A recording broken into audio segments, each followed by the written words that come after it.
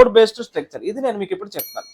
Node structure అంటే ఏంటి అంటే, లింక్డ్ లిస్ట్ లో ఈచ్ అండ్ ఎవ్రీథింగ్ కూడా మన నోడ్ అనమాట. మీరు ఏదైతే స్టోర్ చేయాలనుకుంటున్నారో అది ఒక నోడ్ కింద స్టోర్ అవ్వాలి.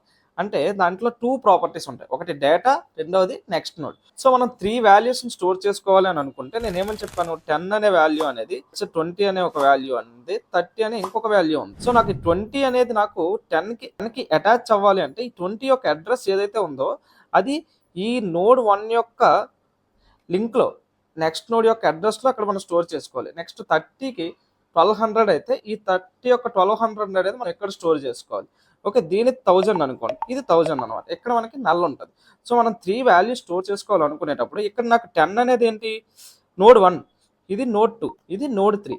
ఈ 10 అనేది నోడ్ 1 యొక్క డేటా వాల్యూ, ఈ 1100 అనేది ఏంటి, నోడ్ 1 యొక్క నెక్స్ట్ నోడ్ యొక్క అడ్రస్. ఓకే, అలానే 20 అనేది ఇక్కడ నోడ్ 2 యొక్క డేటా, 1200 అనేది 20 యొక్క నోడ్ 2 యొక్క నెక్స్ట్ నోడ్ యొక్క అడ్రస్. అలానే 30 అనేది నోడ్ 3 యొక్క డేటా, అండ్ దెన్ నల్ అనేది నోడ్ 3 యొక్క నెక్స్ట్ నోడ్ యొక్క అడ్రస్. సో మన each and everything link list లో ఈచ్ అండ్ ఎవ్రీథింగ్ కూడా మనకి నోడ్స్ కింద స్టోర్ అవుతుంది.